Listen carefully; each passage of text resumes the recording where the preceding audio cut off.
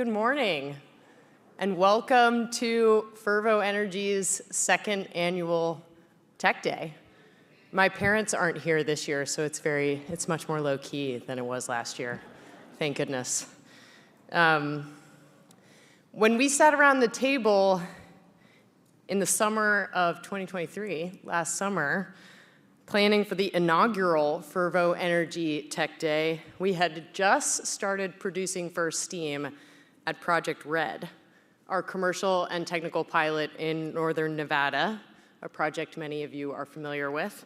And we were dreaming up ways to share this massive breakthrough publicly.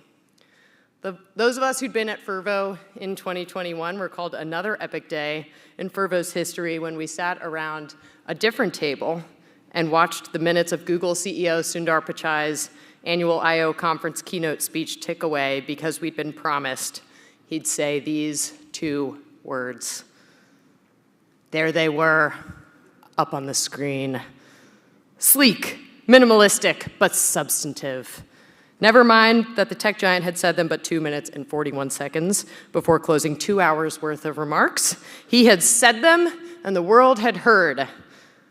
Maybe not the whole world had heard, but we, the 5 Fervo employees sitting around that table thinking about our project, had heard.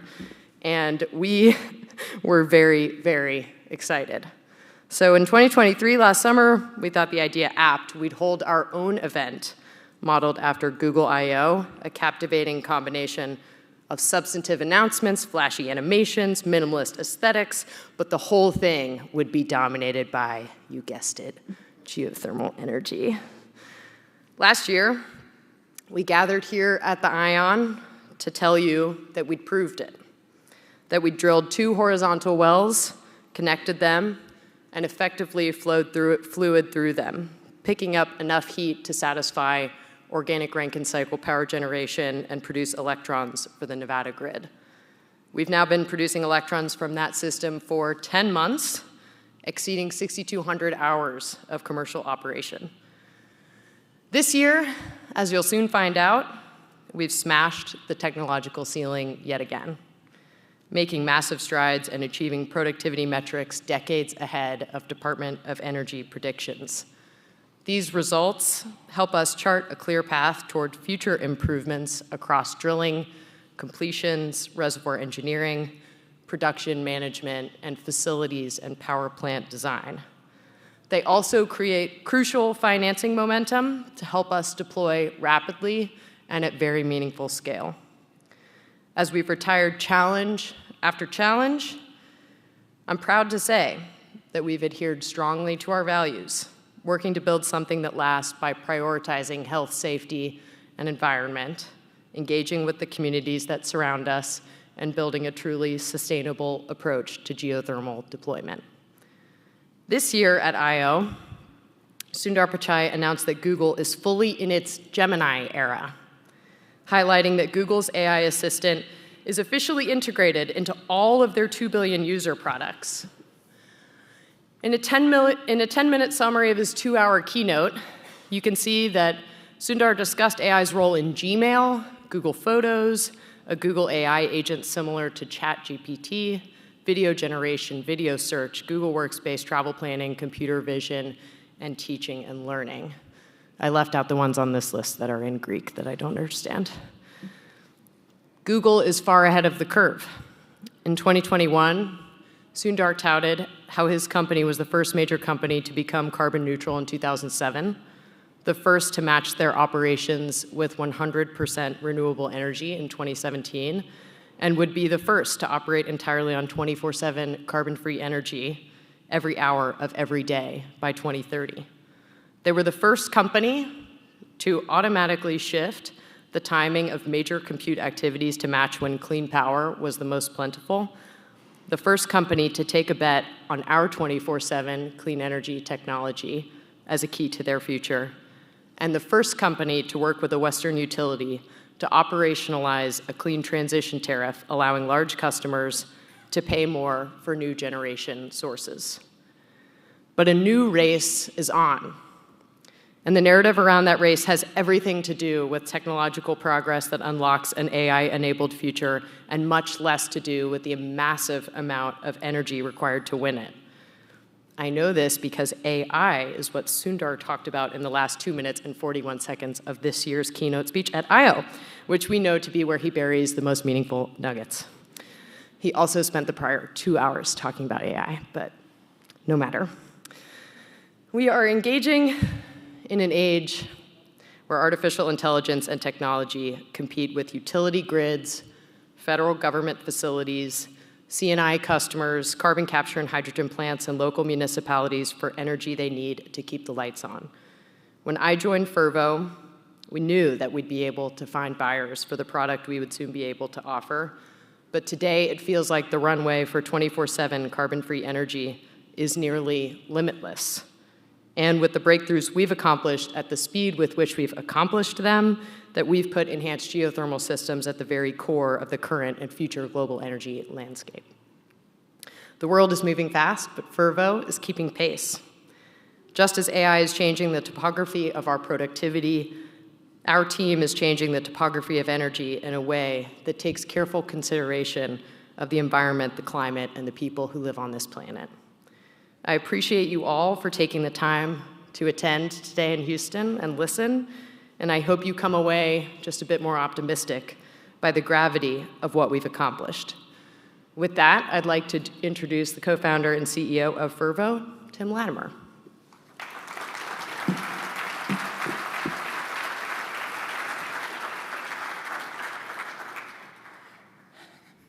Thank you, Sarah, and it's great to be back a year later to tell you about the progress that we've made. First and foremost, when we started this company 7 years ago, we wrote this out. Our mission is to leverage innovation and geoscience to accelerate the world's transition to sustainable energy. I myself was a drilling engineer working in the oil and gas industry, and I thought that all of the conversations around this transition to new forms of cleaner energy were missing the important contributions that geoscience innovation could have. And that was core to the mission of Fervo when we started the company. And the most obvious path that we found to do that was to drive cost-effective, reliable geothermal energy through development of new technology. So this has been our guiding principle for 7 years. I think thanks to all the partnerships we have in this room, it's the guiding principles of everybody, the folks that work with us as well. Just always want to start with why we're all here. We also think deeply about our values. And even today, you'll see interwoven through this presentation a lot of our values. First and foremost is build things that last. As Sarah mentioned, that is why we put health, safety, and the environment first. We always say it's not enough to just do a sustainable project, you have to do it the right way too. And we're excited to talk about our transparency in those approaches and our community engagement later today. Always do what we say we're going to do. This is a core value of Fervo. What you're going to see here today, we made some predictions last year, and we're going to see how we did on those predictions. Innovation through collaboration, this is the key. This is why we hold days like this. It's not Fervo driving this on our own. It's through great partnerships across government, the private sector, financiers, and communities that we can actually move the needle and make a difference. And stop and smell the roses. When we started this company, we knew this was going to be a multi-decade journey. And we needed to make sure that we were marking occasions when it was okay to celebrate and take stock of the accomplishments we've made to date. That's one of these days today. So to start on one of the values, innovation through collaboration. What you find here is dozens of partners that we've worked with over the years. We can't even fit everybody on this slide, but just want to call out a few that are very important to us. Some of our earliest investors and backers, like Activate, Breakthrough Energy, and Capricorn, who believed in our mission even going 5 or 6 years ago. Our great customers, like Google, who stepped up and did our first commercial contract, and others like Ava Energy and SoCal Edison, who've continued to prove that there's market demand for our product. Our great suppliers, folks like Helmerich & Payne, whose beautiful drilling rig you can see in the photo, Liberty Energy and Mitsubishi Heavy Industries, who's providing equipment to us to make these projects work. And of course, our academic and research partners. We've had great collaborations with places like Rice University here in Houston, Texas, as well as Princeton and Sandia National Lab and other contributors. And importantly, the last bottom right, since it's alphabetical on this list, is the Department of Energy and the Utah Forge Project. A lot of what you're going to see today is our project that's located in Utah, directly adjacent to the Utah Forge Project. It's not an overstatement to say we could not have done what we are doing today had it not been for the insightful investments way ahead of the curve of the Department of Energy and the Utah Forge Project. In our view, this is public and private partnership working at its best. They were able to come in and show that there was potential here, and we as the private sector partner have been able to pick it up and run with it. So I always want to acknowledge that this is a team effort, and thank you to everybody in this room for contributing. It's been a remarkable year since the Fervo's 2023 Tech Day. As Sarah mentioned, this video here is what we came together to show y'all last year. This was our first successful well test of an enhanced geothermal system project located at the Blue Mountain facility in northern Nevada. What you're seeing is enough steam there to generate over 3 megawatts of electricity. It was a huge milestone for us because that was the first time we'd produced electricity, and it also exceeded many of the metrics that people thought were possible for enhanced geothermal systems at the time. This has been the keystone in what's been a great year for us. Building on the results of this project, we've been able to close a $244 million Series D financing round in February, led by our partners Devon Energy. We've been able to secure 500 megawatts of power purchase agreements with SoCal Edison and building on our partnership with Google for a large expansion. We've doubled the size of the team, and we've made significant headway at our first commercial project located in Beaver County, Utah. We're underway on the world's largest next generation project. It's 400 megawatts, and that's fully contracted. We will bring phase 1 of that project online in 2026. So this is just around the corner in terms of power development timelines. We've already drilled 15 wells. That's a huge de-risking milestone for this project. That's over half of the wells required for that phase 1 flow. And we've partnered with Mitsubishi Heavy Industries through their subsidiary Turboden to build 3 organic Rankine cycle turbines there that are already in manufacturing. We're well underway there. So I want to remind people of what our goals were last year. We made some bold predictions. You see that first project came in at just over 3 megawatts of peak gross generation. And we said we're going to come back later with a Fervo 2.0 design, and we're going to push that boundary of what's possible. We're going to go with longer laterals. We're going to go larger wellbore diameter. We're going to do larger spacing. We're going to target higher temperature. And we predicted that we were going to more than double the productivity of what we could do in a well test. And this is what we're coming together to show you today. That's the results of the first well test at our Project Cape facility in Utah. What you can see there, that's a lot more steam than our first project. I'll break down exactly how much in a moment here. But this is a project that during our 30-day well test, we were able to achieve 383 degrees Fahrenheit of production, well in line with our modeling results, and over 50 degrees Fahrenheit hotter than our Project Red pilot, and 107 kilograms per second of instantaneous flow, more than double the flow rate that we observed in our pilot project. For those who don't speak kilograms per second, that's 70,000 barrels a day of production. So it's a significant accomplishment. And what does that mean in terms of metrics? This is what we thought we could achieve. This is what that well actually achieved.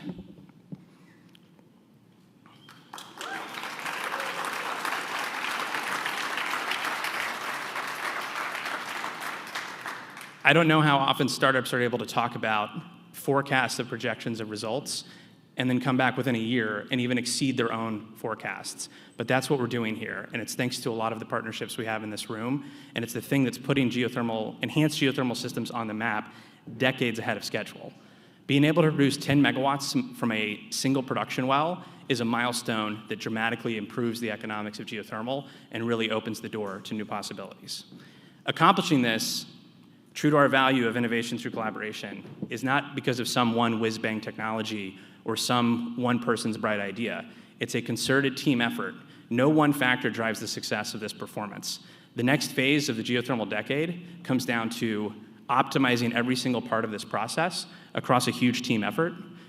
To talk about one of those areas where we've improved, I'm going to welcome Elliot Howard, our senior drilling manager, up to the stage to talk about some of the massive accomplishments we've made in our drilling performance just in the last year since our Project Red pilot. Thanks, Elliot.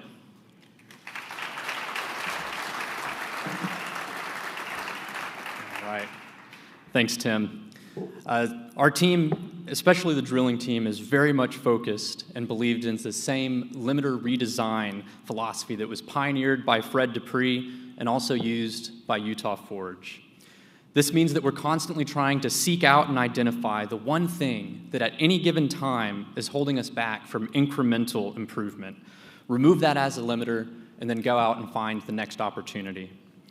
We do that by taking a structured approach to trials where we develop a hypothesis informed by physics-first principles and models, identify our variables, set our evaluation criteria, and then re-embed those learnings from empirical results back into our designs and our processes. Put another way, we basically just apply the scientific methodology to drilling.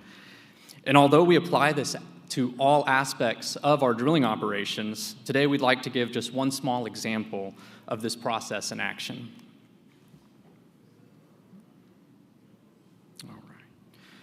When we start drilling in the horizontal section of our wells, about 9,000 feet below the earth, one of our goals is to control the direction of our wellbore as we drill ahead in the mile-long lateral section. During this process, there's two different types of drilling that we can use. One is called slide drilling, and the other is called rotary drilling. In rotary drilling, we're rotating the entire drill string, the drill pipe, the bit, the motor, and while this method is the fastest means to drill, it also has some limitations. While you're rotating ahead, you're basically just following the natural inclination of the drill pit. So while it may be drilling fast, it's just going where it wants to go. It can be left, right, up, and down. And when it does that, you have to stop and then redirect the wellbore back to your intended path. And that's where slide drilling comes in. This is where you stop rotating the drill pipe and orient the motor in the direction that you want to go, and then you push or slide the drill pipe with only the bit rotating from the motor. Now, this allows you to course correct, but it takes time to pause, orient the bit, and most importantly, the drilling rate from sliding is only about half the speed of rotary drilling. What this means is that if you can maximize the amount of time that you spend rotating and minimize the amount of time that you spend sliding, you can increase your overall drilling performance. So our team developed a structured trial using the limited redesign principles. In this process, we identified a limiter that was holding us back. We knew that higher weight on bit would allow us to drill faster in rotary, but the increased amount of force would also result in a higher amount of deflection in the drill string. Now, this deflection, it causes us to get off course more often, which causes us to stop and slide more often, and ultimately was a limiter to our drilling performance. So we developed a hypothesis. We said that we could design the geometry of the bottom hole assembly to minimize the amount of deflection while applying the optimum amount of weight on bit to optimize our drilling performance. We analyzed this using state-of-the-art stiff string modeling and drill scan. It's software provided by our partners at H&P, and then went out and tested our newly designed bottom hole assembly to measure the results. Holding variables constant between the two wells, we observed about 2 to 2.5 degrees per 100 feet build tendency in the Bearskin 2IB, which is represented by the blue box on the right-hand chart. And then with the newly designed assembly, we're able to reduce this to less than 1 degree per 100 feet on the Bearskin 5IA, which is represented by the red box. And I'm seeing that not everyone's super excited, so I should probably explain what that actually means in practice. So ultimately, this design change resulted in an almost 40% reduction in our slide drilling times. And what that means for the overall average drilling ROP is that it increased our performance by 60%. To quantify this a bit more tangibly, this change alone reduced the drilling time on the Bearskin 5IA by about 2 days. And this example is pretty typical of the day in and day out focus of our entire drilling team. And I think that this kind of incremental performance improvement that this process leads to is best demonstrated through our days versus depth chart. For those of you that may not be familiar with the days versus depth chart, the x-axis going across shows the number of days that it takes us to drill a well, and the y-axis going down shows the total depth of that well. And on this particular chart, the red lines show the first horizontal geothermal wells in the world drilled by Fervo at Project Red and Blue Mountain at 70 and 64 days respectively. We're then able to build on that success. We optimize our casing design and our drilling program and carried forward our learnings into Project Cape, where we drilled the first horizontal greenfield development EGS well, the Frisco 1I, in 34.7 days, effectively cutting the well delivery from spud to TD in half. And by using a consistent and disciplined application of the methodology described earlier, 1 year later, in July, of 2024, we cut the well time in half again.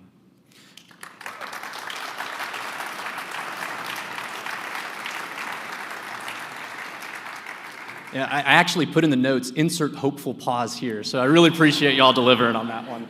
So the Bearskin 5IA, 17 days, an incredible testament to the methodologies applied by Fervo and using physics-based principles. And the reason that this matters so much is that the drilling time has a direct and proportionate impact on our project costs.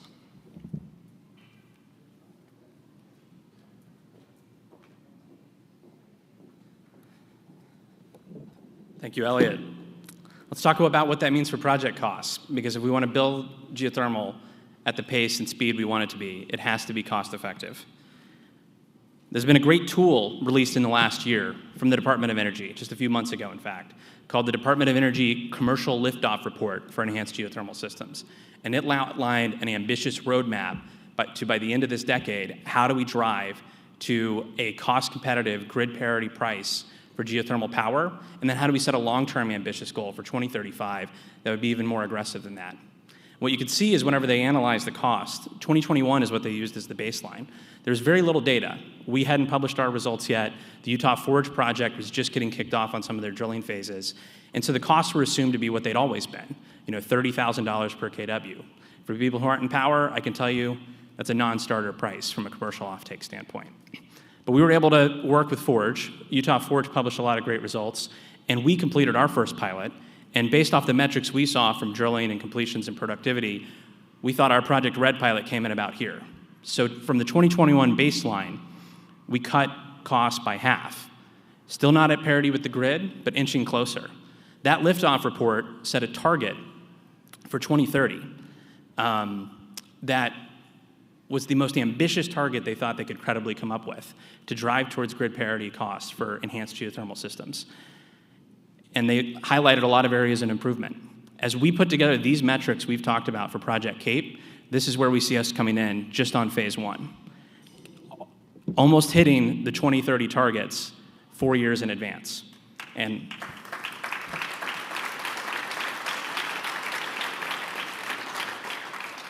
we're not stopping there. We actually see that long-term 2035 target, and that's our goal for the phase two of this project. And we think that's achievable in this decade. And that's going to be a price that's irresistible for geothermal energy. Now, one of the things that's interesting about this, if you think about why is $30,000 a kilowatt, why is it so expensive? The surface facilities cost is only a few $1,000s a kilowatt, kind of depending on what assumptions you make. But in that 2021 baseline, they assumed that 90% of that cost was in the well field development, and that drilling and completions and production of enhanced geothermal systems was incredibly capital intensive. If you can see the results we've shown you, dropping drilling costs by 70%, increasing well productivity by a factor of 3, you can see we've dropped the cost per megawatt of the subsurface development dramatically. And that has an interesting consequence that may be a little bit counterintuitive for people. That consequence is that after a series of radical reductions in subsurface cost, 60% of the costs for enhanced geothermal systems going forward are in the surface costs.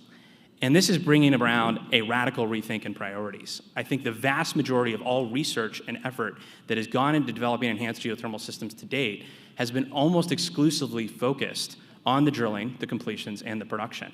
That is still important. There's still a lot of productivity gains that we can wring out of that level. But if we want to really hit those 2030 and 2035 targets, we have to make sure we're bringing the same focus and attention to driving down the costs of the power plant and the surface facilities that we've brought to driving down the cost of the well field. So I'm excited today to talk about a few efforts Fervo is doing to drive down the cost of that surface power plant development. And to kick us off, I'm going to hand the mic over to Emma McConville, our Senior Manager of Geoscience.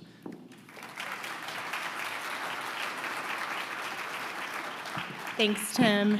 So many of you might be wondering why a geologist is talking about power plant efficiency, but I assure you it'll make sense.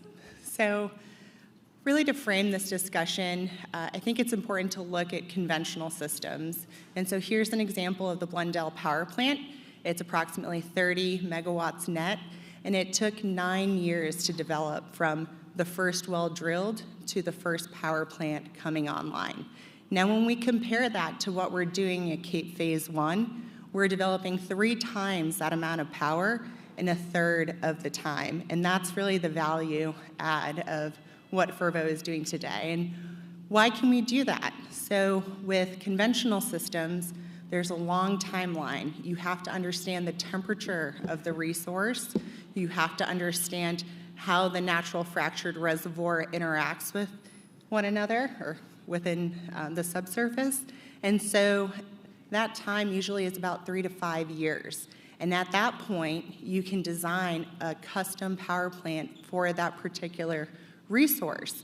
You build the power plant, you bring it online, and then you learn a lot about the subsurface. It's not uncommon for conventional geothermal systems at times, once they're up and running, that operators realize they're injecting in the hottest part of their reservoirs, and that dramatically impacts the power plant performance as a whole. And so we're able at Fervo to pretty much de-risk temperature, flow rates, and be able to streamline power plant development early. So looking at CAPE, we came in on target with our temperatures, and I'll tell you how. We first developed a geologic and temperature model using offset well data. Forge, for example, helped us out there. And we developed and executed a 65,000 gravity survey. And the reason $65,000, it's pretty small when you think about early exploration. And the reason that's important is we were able to interpolate our depth to basement, which has a really big implication on our temperature model. And so we developed a proprietary workflow for being able to predict temperature away from where we had well data, expanding our temperature model. We planned a well and drilled it about this time last year, I guess in July, and I'm happy to say that it came in as expected.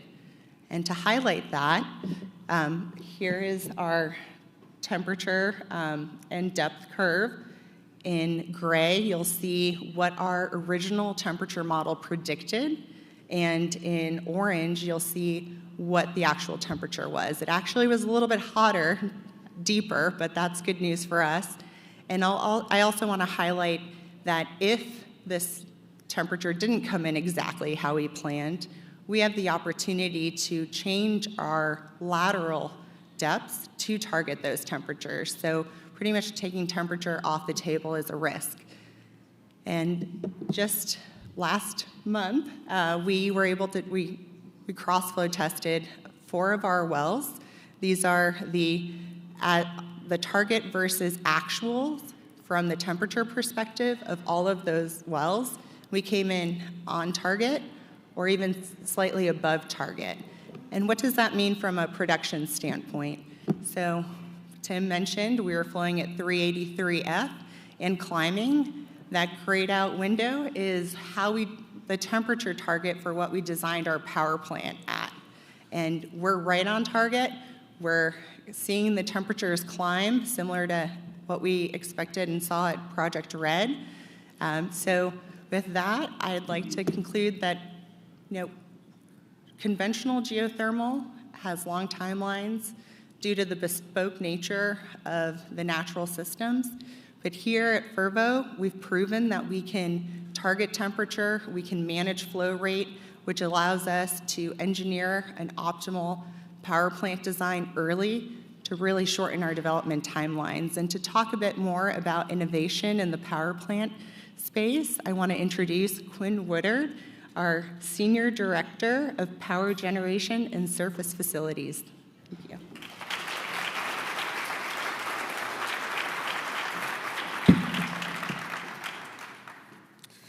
Thanks, Emma. Appreciate the introduction. Now let me explain, what this means for the future of power plant design in the geothermal sector. Now, we already had demonstrated the ability to access higher resource temperatures. We've already demonstrated the ability to access higher resource temperatures with our record-breaking drilling performance. And we've also met our initial targets for the plant specification for our ORC units. This opens the potential to target hotter resource, which will obviously translate to greater efficiencies. But how do we get to this point? And that's why I'm here to explain today. You know, early in the project development phase, Fervo set out to focus on 3 strategic key initiatives: standardization, modularization, and leveraging economies of scale. Now, for many of you all who have ever participated in the project delivery cycle, this is nothing new. In fact, these strategies have been adopted across many infrastructure projects, specifically in oil and gas, but now we're applying them to the geothermal sector. Standardization obviously reduces project complexity, allows us to cycle and make decisions quicker, allows us not to revisit that engineering design through the phase, and then obviously there's benefits in the asset performance space. Now, when you adopt modularization in the project execution phase, there's clear gains of productivity, clear compression of schedule, and obviously that reduces costs. Now, the last item, Fervo made a conscious, focused decision to go with a larger unit. By adopting this early, we've been able to reduce costs and leverage economies of scale. Now, when we look at the overall asset of CAPE, the decisions we're making today are not just focused on one project. We've opened up and unlocked the opportunity to continue to grow the asset and create superb performance. Now, we are a company that challenges the norm. We don't just accept what is supposed to be a constraint. We, in fact, remove constraints. A lot of these design constraints really don't align with our approach to execution.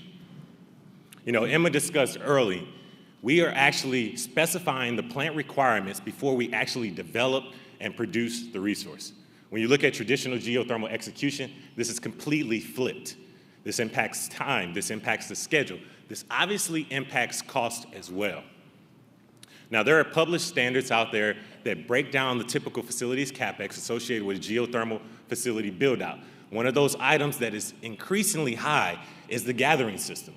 Again, that published standard states that the average distance from wellhead to power plant inlet is around 2,500 feet. When you consider the ability, the costs associated with establishing a right-of-way, drilling out, fabricating pipe supports, material procurement associated with the pipeline, your costs are going to be pretty high. You heard our CEO, Tim, talk about the cost structure, significantly important for Fervo. So what did Fervo do? We eliminated the gathering system. We made a conscious decision to co-locate the ORC power plant next to our well pads, significantly reducing costs again. Now, we didn't just stop there. What else could we do?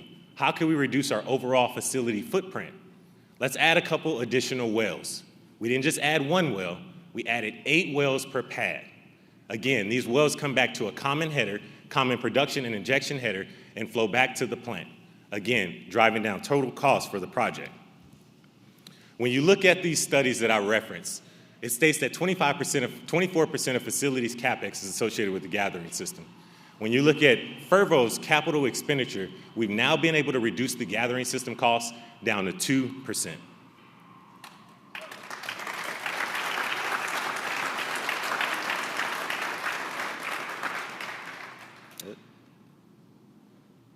So, at Fervo, we live by our principles, we live by our core values. Again, you heard our CEO speak about them. One that's extremely important to us is do what we say we are going to do. These design objectives, these strategies, standardization, modularization, they're not just buzzwords. They're embedded in our project execution strategies, and this is clear as we prepare to mobilize the site in October. Now, contrary to public belief, the project facilities team is actually doing a lot of work. We've been doing factory audits, QA/QC visits, both domestically and internationally, and pictured here, we have our first bundles, which have been witnessed and approved by our technical and project teams, ready to release and arrive on site soon. These are our air-cooled condensers for Unit 1. So what have we done here? By optimizing early design, leveraging these higher resource temperatures, improve performance not only on the facility design side, but the subsurface, the drilling team, we've been able to proudly state that Phase 1, for Cape Phase 1, will deliver an improved efficiency of 50% over the baseline.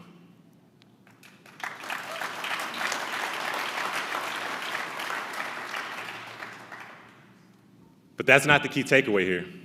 At Fervo, we like to challenge ourselves. We like to continue to grow. With all of these strategies adopted and flattened across the entire ecosystem, today, publicly, for the first time, we are proud to announce a new key takeaway. Fervo 50 GeoBlocks We will now standardize, modularize our power plant design.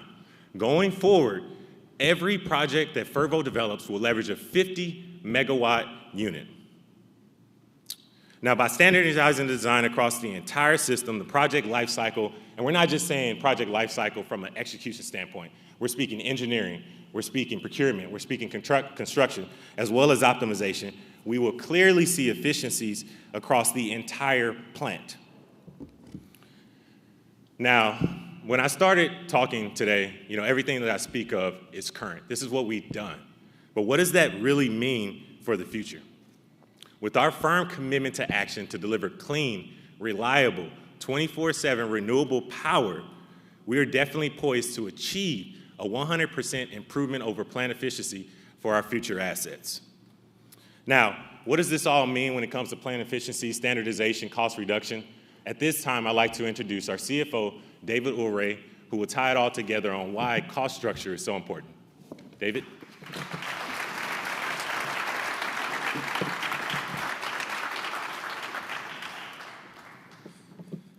Gosh, finance guy talking at a geothermal tech day. Something must be in the air around here. Well, look, sport coat's on, so on behalf of finance people everywhere, let's get after it. So everything you've heard today can kind of be summed up in one thought. This thing's ready. The technology's ready, drilling costs are lower than we anticipated, the resource is more predictable and approachable, consistent than we predicted. There's more meat on the bone for the surface facilities than we really thought possible to begin with. So this thing's ready for hyperscale, except for one problem. What are we going to do about this? It's Houston Climate Week, so it's Tuesday, 9:30 a.m. You've heard it 137 times already. This is the Foak Valley, the missing middle, the problem. And if we're going to be really precise, it's the really big problem. And it's a really big problem because if you look at where Fervo is today on our technology development, we're at the exact point where technologically we're ready to scale this thing in a really meaningful way. But from a capital perspective, there's nothing available. We're in the valley, and it's a really big valley. But if we maybe take that one step further, maybe the problem is actually the cost of that capital. We knew what our cost of capital was before. We're venture capital backed, no secrets there. But what we're looking at now are blurry question marks. What do those blurry question marks mean? How much does it cost? How much is going to be available? How fast can we scale? That's the question. And how do we get to the opposite side of this large chasm where cost of capital is low, capital is plentiful, and geothermal CFOs sleep well at night? That's my question. Well, at Fervo, we're kind of following the playbook. And what we're saying is really this is about reaching milestones to de-risk projects. Our goal is to invest capital at a low valuation when there's lots of risk on a project, use that capital to hit a de-risking milestone, and then pass the baton on to a different source of capital at a higher valuation. That's fundamentally how we make money, and that's what I learned in 2 years of business school. Buy low, sell high. Seems pretty easy. In practice, what we're doing is we're taking really expensive capital or perhaps concessionary capital early on to explore the resource. So this might be a Department of Energy grant. It might be a customer prepay that said, if we really lean into this contract and prepay a portion of that contract, we can influence the outcome of this resource in a more impactful way than just moving through the contract itself, or it might be our sponsor equity. But we're going out there and we're trying to figure out what's in the resource. And then we're going to use our sponsor equity, the dollars that we raise at a corporate level, to invest into those initial wells. We're going to try to demonstrate that we can drill those wells predictably, repeatably, and drive down the cost of those wells to the point that we can bring in a different form of equity. It still may be equity, but it's less expensive, 15, 25% equity. Maybe it's mezz debt, maybe it's a pref equity, maybe it's highly structured, maybe it's common. Not sure, but it's less expensive than what we've got. And we're going to use that capital to then go out and continue drilling wells. Maybe we put some down payments on things, turbines, transformers, maybe we sign an EPC contract, maybe we start moving dirt. But the singular goal is to get this to the point that we can unlock debt. Without debt, there is no future. We have to have the debt because it's the largest, lowest cost source.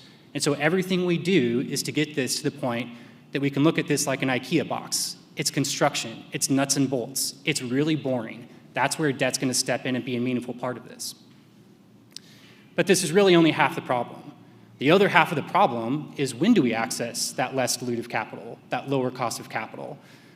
And that's a problem because if we have to invest every dollar off our balance sheet into a project, that means that we can't reserve any capital for the next project. And so if we just take a hypothetical project, 100 megawatts, that costs us $500 million to deliver, and let's say that we raise $1 billion of sponsor equity. It's a big number, but it's not that crazy. We could deliver 200 megawatts of geothermal projects simultaneously. That's pretty good, but it's not going to change the world the way that we want.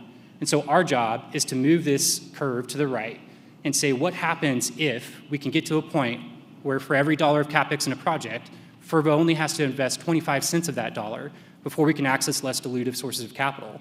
In that world, we could deliver 800 megawatts of simultaneous projects, which is enough to power 1 million homes, about the number of homes in Houston. But everything you've heard today says, hey, look, we have this weird tendency in geothermal to underestimate how much better we're going to get. For whatever reason, we think that our upside is capped. And so let's get a little bit crazy here. Let's assume that we take that $5 million a megawatt and we turn it into $3 million a megawatt. Let's assume that we keep that 25% of capital has to come off our sponsor balance sheet, but then we do something crazy and we access less dilutive sources of capital. In that world, we can deliver 1,300 megawatts of geothermal simultaneously with $1 billion of sponsor equity.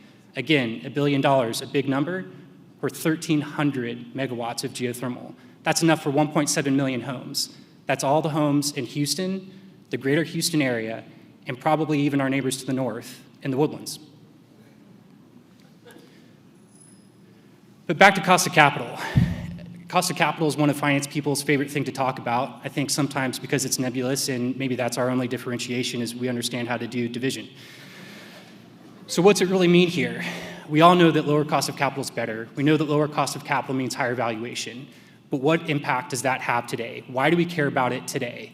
And the secret is we're going to get the first project built. Cost of capital today is not about phase one. Cost of capital today is about all the next phases. It's about finding a valuation underpinned by a lower cost of capital that's high enough to allow us to redeploy capital into future projects. And that's really how we start to achieve growth. What's interesting is we talked about the valley of death. We talked about being venture capital backed. You notice that I didn't include 30% cost of capital on the chart. I didn't do that because you can't ever have a world where 30% cost of capital works for a project. It just doesn't work. You see the first one up there is 20%. And your prize for using a 20% cost of capital on a project like this is a bunch of gray hair, a project online, and you forfeited some value. Not a great outcome.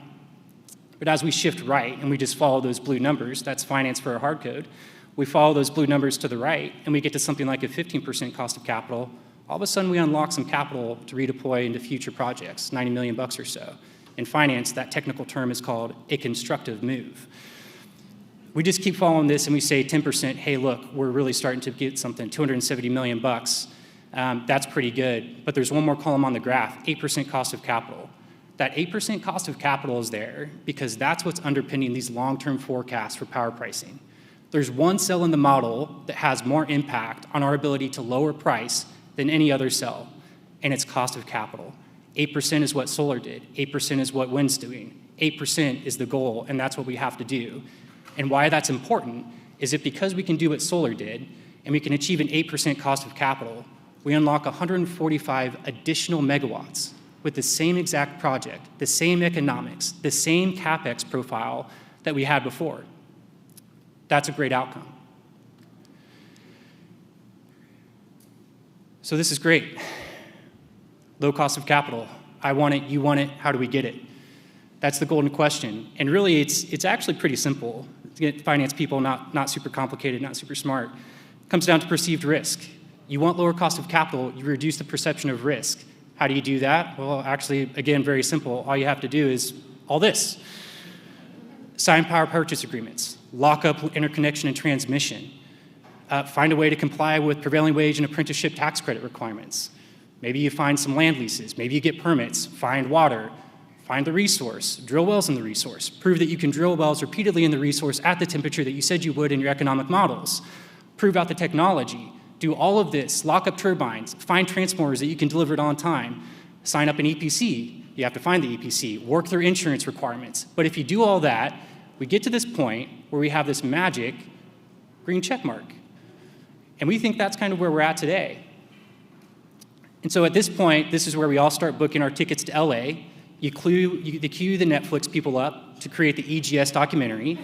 Dibs on Ben Affleck. Not sure what everyone else is going to do. Everyone's problems are solved, except for one little piece. We forgot that we haven't yet shown people that you can do this, and it's going to be consistent over the medium and long term. There's no production history. And that's a key to what DED is going to ask us. All this sounds great. Hey, Dave's up there wearing a sport coat, seems fancy. What about the production forecast? We want a horizontal line, the most boring horizontal line you can imagine that just says this thing is working like we want it to work. It's predictable, it's consistent, it's on track. And that's what until today we couldn't show. And now, for the most boring finance graph a finance person has ever presented, we can show you a horizontal line.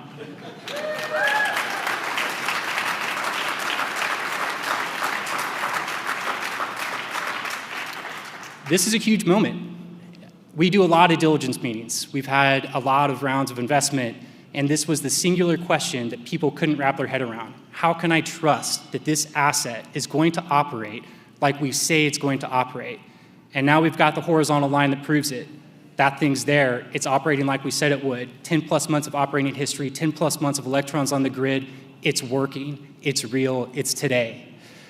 And so it begs the question, hey, look, sounds like Fervo's doing a whole bunch of good stuff. PPAs, the like, sounds like the project's going well. Elliot's drilling the crap out of these wells. It's all going fantastic. You've got production. What does it mean?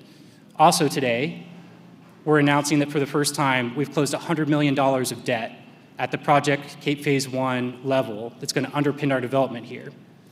This is a huge moment. It's a drop in the bucket, but it's a big drop in the bucket. It's $100 million on about $500 million of CapEx. It's the first step to something that's really meaningful in project finance for Fervo and for EGS broadly.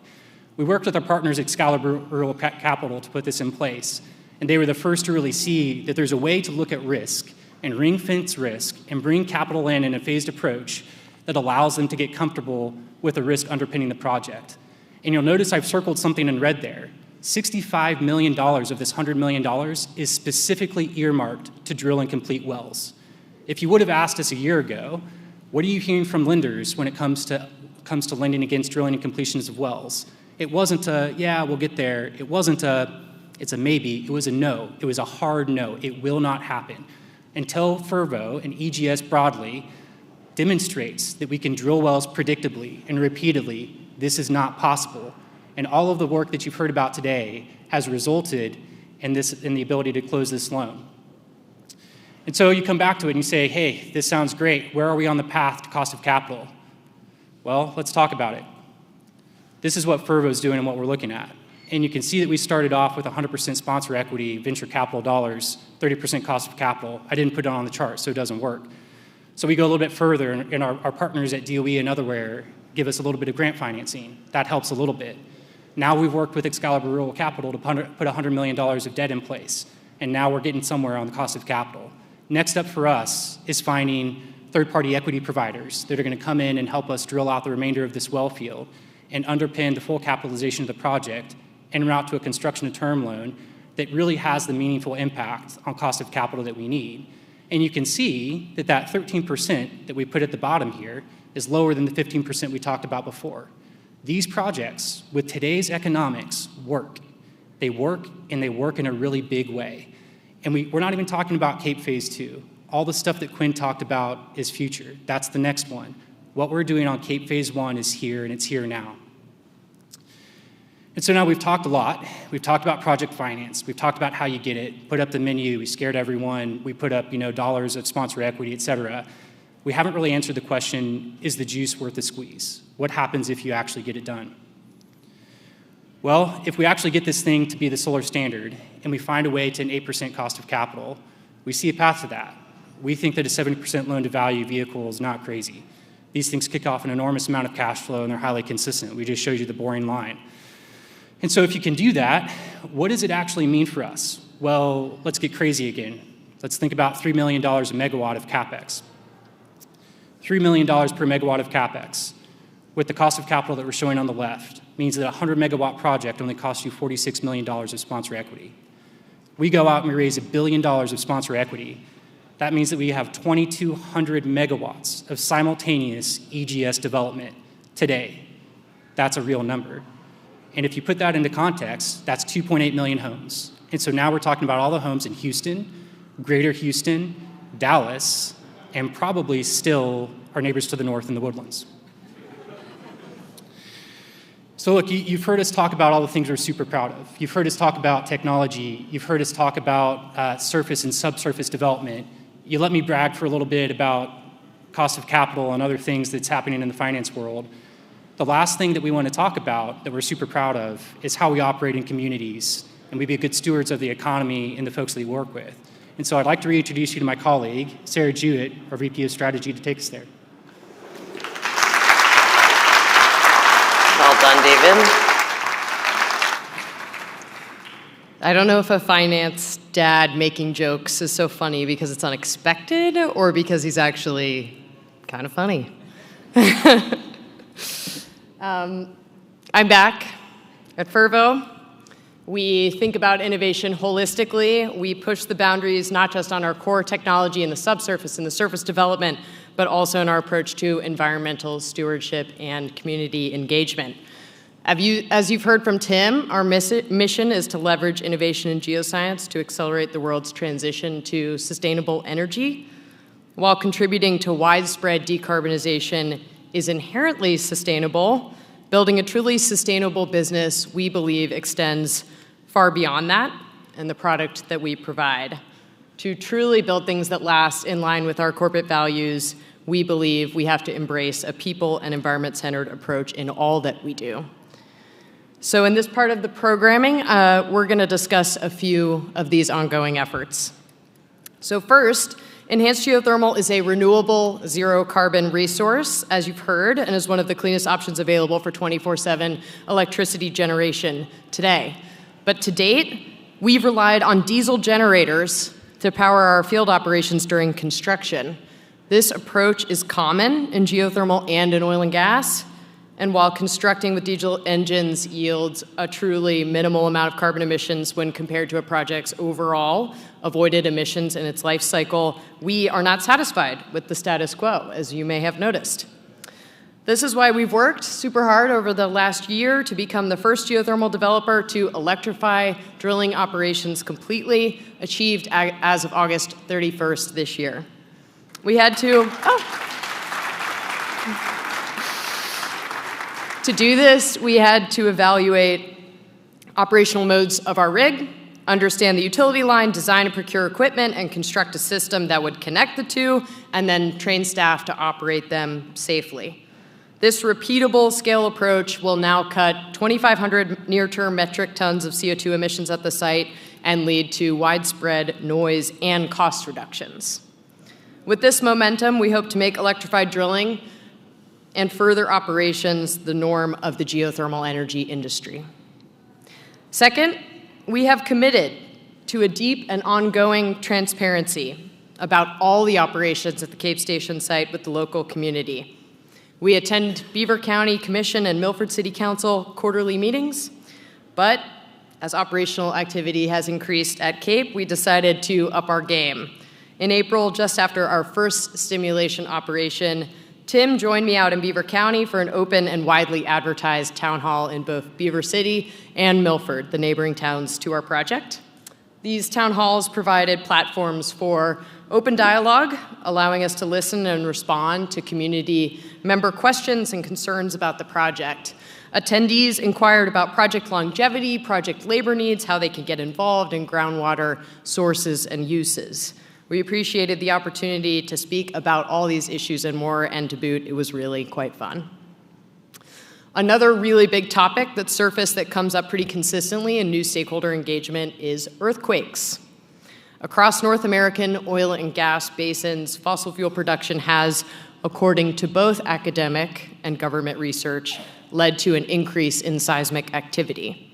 Fervo takes the risk of induced seismicity very, very seriously. We have implemented an in-depth mitigation program equipped with a broad communication and response plan in the event of induced seismic activity.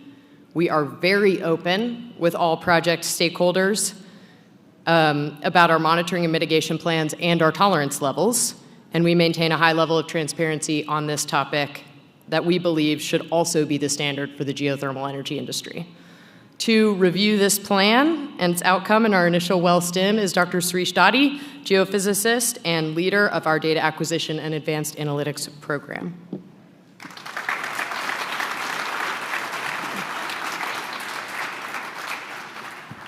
All right. Thank you, Sarah. My name is Srish. As Sarah mentioned, I'm the geophysicist, and I'm going to talk about induced seismicity and what we do at Fervo to mitigate induced seismicity. At Fervo, we identify induced seismicity as a risk for enhanced geothermal systems, and we implemented a very detailed induced seismicity mitigation plan. Often referred to as ISMP, it has its roots from Department of Energy. And we have a set of technical advisors from national labs, universities, and also USGS. And we use the ISMP and adapt it to come up with a plan for our operations. The induced seismicity mitigation plan has 4 key aspects. First one is a communication plan. This includes outreach and education of local communities about induced seismicity. It also includes a very detailed local seismic monitoring plan and a traffic light system which operates on a threshold basis and which guides our operations in case of seismicity. And last but not the least, we have a calling tree which engages both internal and external stakeholders in case of an emergency. Today, I'm going to talk about a couple of aspects of the induced seismicity plan. The first one is what we're doing for local seismic monitoring. As you can see on my right on the figure, the horizontal green lines show where the Fervo wells are at, and the town of Milford, which is the closest population center, is about 12 miles. And the red circle you're seeing there is a buffer zone where we monitor seismicity real time, 24/7. And we do that by using all the seismic stations shown in blue triangles on the map. These sensors are extremely sensitive. They can measure earthquakes down to -1. That's about 4 times smaller than an earthquake which could be felt at the nearest population center. There are a total of 23 stations here. 17 of them, fortunately, are already installed when Fervo started operations by University of Utah. And we thought we could amend that acquisition by adding 6 more stations with the help of Berkeley Lab. One thing I want to note is the network includes a strong motion center in the high school at Milford. And that's an extremely important data point for us to measure ground motions in a nearby population center. I would also like to say we have fiber optic sensors installed in our monitoring wells down to 9,000 feet. And that helps to bring our detection threshold down to -2 magnitude earthquakes. Key takeaway, at Fervo, we take induced seismicity monitoring very seriously. We use it not only for induced seismicity risk mitigation, but also to optimize our enhanced geothermal systems. The second topic I'm going to touch from our induced seismicity protocol is about traffic light protocols. A traffic light system is a threshold-based system where a certain threshold defines when we have normal operations and when we adjust operations. In this particular case, everything with magnitude 2 or lower, we proceed with operations as normal. 2 to 3, we adjust the operations, and anything above 3, we pause operations. I'm glad to announce from all of our stimulation in 2023, we never had an event where we had to pause our operations for more than 24 hours.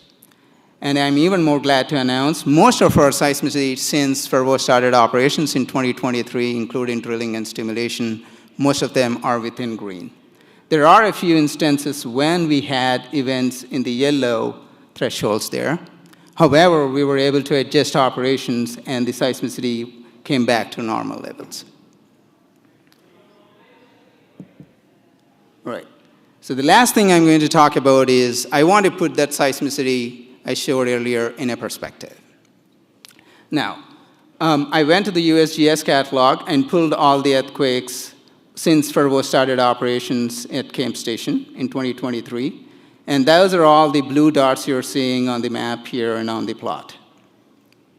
As you can clearly see, the blue dots are from natural seismicity, mining-induced seismicity, and there is a significantly more natural seismicity in the greater Nevada and Utah Basin and Range area compared to our Cape Station seismicity. For example, the number of greater than 2 events are in thousands from natural seismicity, specifically more than 1,600 in this area. Hopefully that gives you a perspective on the seismicity from enhanced geothermal systems. I would like to close by saying at Fervo we are very serious about safely operating our systems, and that includes induced seismicity mitigation. And we do that by engaging with local stakeholders, by outreach and education programs, and Sarah is going to talk a little bit more about our engagement with the local community. Good job, Suresh. Okay, I promise this is the last time you're going to hear me talk. During this last segment, I would like to invite a very, very special guest to the stage. We, Fervo, can talk to you all about our quality approach to community engagement, but we thought it might be more interesting and compelling to hear it from a stakeholder who has actually lived it. So I'd like to welcome to the stage Jen Wakeland, who is the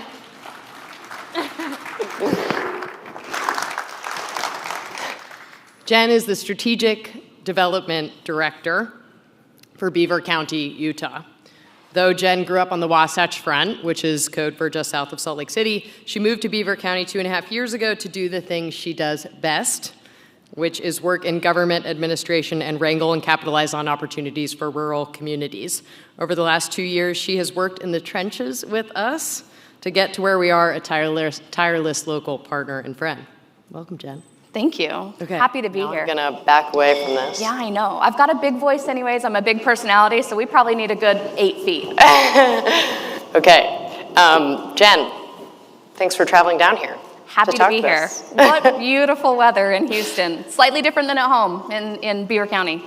Yeah, Jen and I normally talk in Jen's office in Beaver County, so it's really nice to have her down here. So Jen, I'd really love to know from your perspective, how has Fervo's work at Cape Station impacted Beaver County to date? Yeah, I love that question. I often lean on smarter people than me to express ideas, and when I was thinking about this, the words from Simon Sinek came to mind. He said, we can live a life by design, or we can live a life by default. And when I think about the work that has happened between Fervo and Beaver County, it is definitely by design, and we are privileged to have that kind of a relationship. A lot of economic development directors want to talk to you about CapEx and jobs and all of the fun, fancy, metric-y stuff. I'd rather focus on community building in a very rural county, in a very rural state, in a very small town. What matters is, are our neighbors employed by the company? Do the employees coach the Little League team? Did the company do well enough that a pharmacist can be employed full-time in the city of Milford? And I can say honestly that that has been the metric that we have looked at the most, is that community building metric. And to all of those things, we're just about there. The pharmacist is so close, I've got him on the hook, right? But we take great pride in the fact that these are our neighbors, that the folks that are moving to work at this location are going to be those people who buy homes next to us, are going to be the people who help take our kids to the stock show. Did we see you at the county fair? Did you hold the lizard? You've held the lizard. You've been there. You've done it. Lizard. Fervo delivers on all of those metrics and more, on top of being fantastic people to work with, for which I am so incredibly grateful, Tim. Thank you for your devotion to the 4 pillars. It matters deeply in our little town, in our little county. Fervo has definitely shaped the culture of Beaver County, and hopefully Beaver County is shaping the culture of Fervo. Oh, thanks, Jen.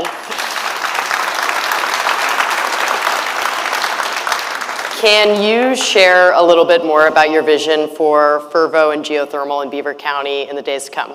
You bet. I would be remiss as an economic development director to not dream big about the things that could happen. I see that Fervo, and we have seen today that Fervo's capabilities are far in excess of what we originally dreamed. When I started this job, I knew what Blundell was, right? Being a Utah kid, you kind of know some of the things that are in your backyard. But I got a quick education in just how exciting this could be and how transformative it can be for not only Beaver County, but the state of Utah and other surrounding regions. What I really see happening is hopefully as an economic development director, I can bring in synergistic companies that help you guys scale up, and that also your availability to provide power allows for a diversification of our economic portfolio. Those are big words for a place that comes from ranchers and miners, but we've had that boom and bust modality across our economic portfolio for decades. There's a whole town that exists just west of the site called Frisco, Utah. All that remains is a graveyard. I don't want that for our future. I don't want that for my children. I don't want that for my children's children. And so I really hope that we can continue to attract the kind of companies that add synergy to what you're doing, and also you add synergy to them. We're a tight group of people, and we like to pull ourselves up by our bootstraps. And so I see a future where that's exactly what we'll do by unlocking some of these key futures. Thanks. Is there anything else you would like to add? I would just say, come to Utah. I mean, this place is lovely. But anytime you want to come to Utah, anytime you want to come to Beaver County specifically, seek me out. I'm there all the time. We will give you the red carpet. It's a beautiful place, and we hope you're there soon. Thanks, Jen. And back to you, Tim. Back to you. Oh, sorry. Bad. Our first production this stage.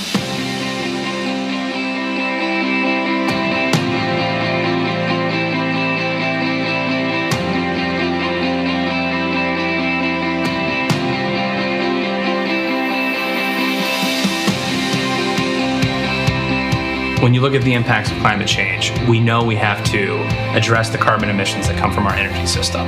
But we also need to do it in a way that's going to provide reliability and affordability. What we've pioneered is the application of using horizontal drilling, and as a result, our wells are far more productive than traditional geothermal wells. Project Red was a huge accomplishment for Fervo, and it was the first time we could prove that this new technology of drilling horizontal wells for geothermal could be a game changer for the sector. But what we knew is that was always just the beginning. We were able to roll the technology advancements that we pioneered at Red into new updates at Project Cape.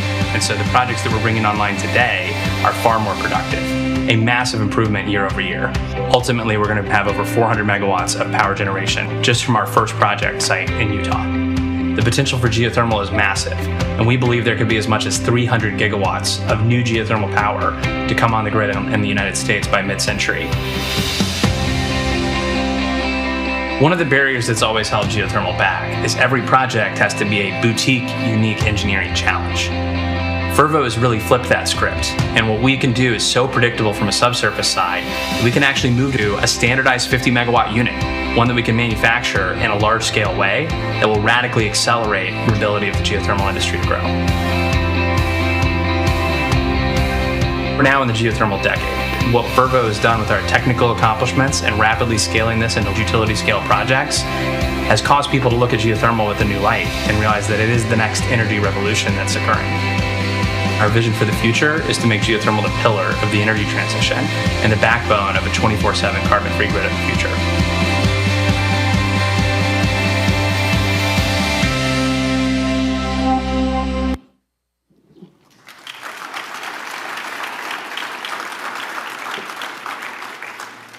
All right. Thank you, everybody, for coming. I think we're going to end with a few concluding thoughts here, a bit of an imagination of where this sector could go. You've heard today about significant technical accomplishments in the field and how that's leading to a more attractive cost structure faster development timeline, and more standardization for geothermal. You've heard about how that translates into the financeability of these projects, the key to actually unlocking the growth that we need. And you've heard about our commitment to long-term partnerships in the communities that we're operating in, and transparency about our project's impacts. Now, I want to wrap this all together and let us all imagine a little bit where we can take this from here, especially at a time when the need for clean, firm power is more urgent than ever. We understand that there's impacts of climate change that are happening. We understand that there's pressure on people's electricity bills. We also understand that there's enormous new loads coming onto the electric grid, whether it's hydrogen or AI or data centers or more manufacturing or electrical vehicles. We have to meet that demand and rise to the occasion. And what we're telling you here today is that geothermal has a much larger role to play in that energy future than anybody has considered to date. So let's talk a little bit about the costs. That's the number one thing you have to do with any project to actually make it make sense and make it take off. Now, if you want to understand why enhanced geothermal systems has not come online to date, why it hasn't taken off to date, this chart tells you all you need to know. When you looked across industry benchmarks, and NREL's annual technology baseline is really the gold standard for estimating costs, year after year after year, deep enhanced geothermal systems were coming in at $400 plus a megawatt hour. That's not a price point where you're going to allow this energy resource to take off the way that it needs to. Through really hard work at our projects, through investments in the Department of Energy, through major breakthroughs at the Utah Forge project, and importantly, our publication last year of the Project Red results, the new results got rolled into that forecast and showed that there was already a year-over-year reduction in enhanced geothermal systems costs of more than 50%. What we've talked about to you today is all new advancements since that was published. And we think the newest updates on this are going to show achieving that price parity where this industry can really take off far ahead of schedule. And how much geothermal is there? Well, a lot of y'all know I started my career in the oil and gas industry. And so I looked at that energy as parallels for what can we expect here in the world of geothermal. In this case, if you go back to 2002 and look at what at that point in time was a relatively unknown resource called the Marcellus Shale, the USGS put together their first reserves or resources report for the technically recoverable resources that they believed to be in that Marcellus Shale. And the total amount of gas that they thought was there was 2 trillion cubic feet. What we then saw happen was an advent of enormous technology gains from horizontal drilling, hydraulic fracturing, all of the things that made the shale oil and gas revolution take off. And when the USGS revisited that same assumption and looked at that same shale, they found a 50-fold increase in the amount that they expected to be there, 97 trillion cubic feet, in a new analysis in 2019.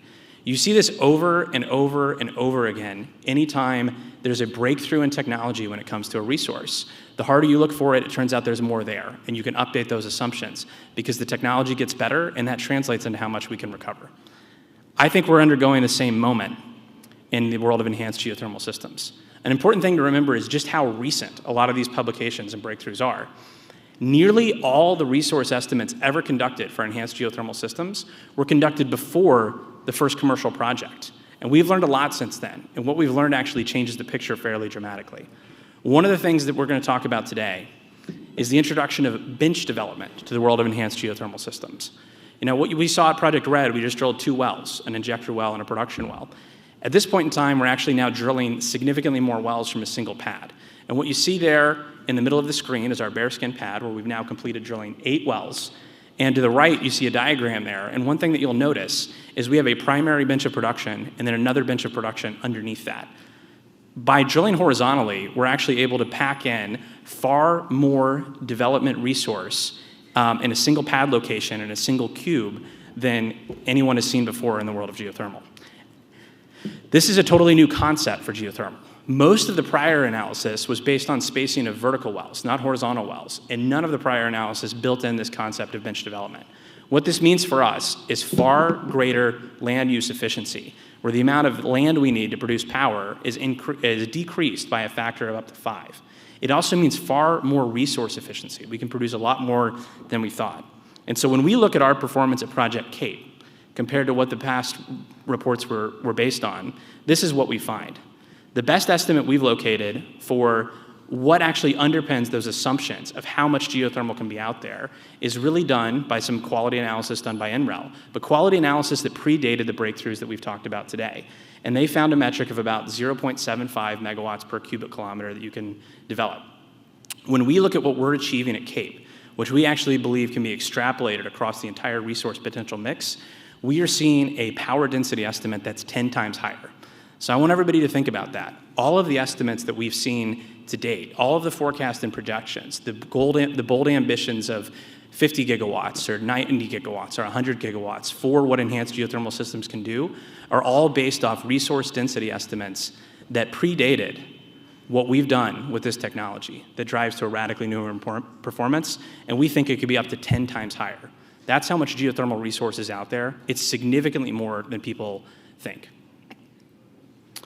And what does that look like in terms of drilling cost? We are just now, for the first time, seeing people incorporate independent analysis of the results that we have published, that Utah Forward has published, that other breakthroughs in the enhanced geothermal system world have driven about.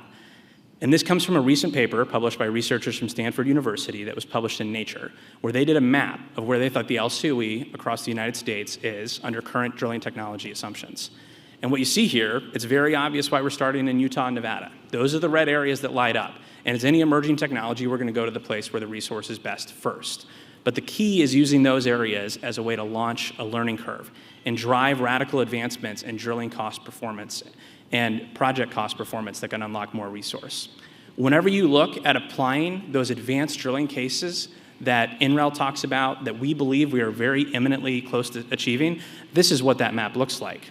Almost the entire country lights up in the yellow, red, and orange colors that mean it's economically viable. We're getting very, very close if we make the right investments and we continue this trajectory to being at a point where geothermal energy is cost effective, not just in Utah and Nevada, but all around the United States and all around the world. And that can lead to a massive future.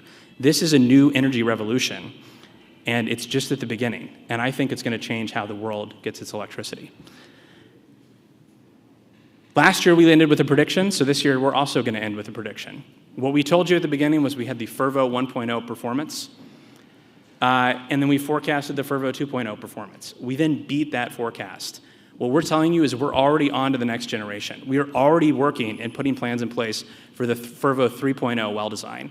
And it's not really rocket science, although it's really hard to implement, but the ideas are simple. We drill hotter wells, we drill deeper wells, we drill longer laterals, we produce more from them, and then we drive radical improvements in the power plant efficiency. What we're telling you is when we come back and talk to you again, we expect we're going to be able to move on to our Fervo 3.0 design, realize another 50% performance gain in the well production, and start talking about production wells from enhanced geothermal systems that can produce over 15 megawatts of electricity.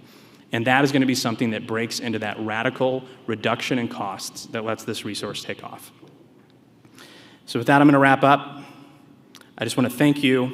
I believe we're on the cusp of a geothermal decade, but if I haven't said it enough, I'm going to repeat it again. Innovation through collaboration is how Fervo does our business. It takes a strong cross-functional team at Fervo to make this happen. It also takes incredible partners, suppliers, investors, regulators, government researchers, you name it. This is not something we can do in isolation. I think what we are doing here is building a movement of a new emerging energy technology that's going to transform the world, and I think we can all do it together.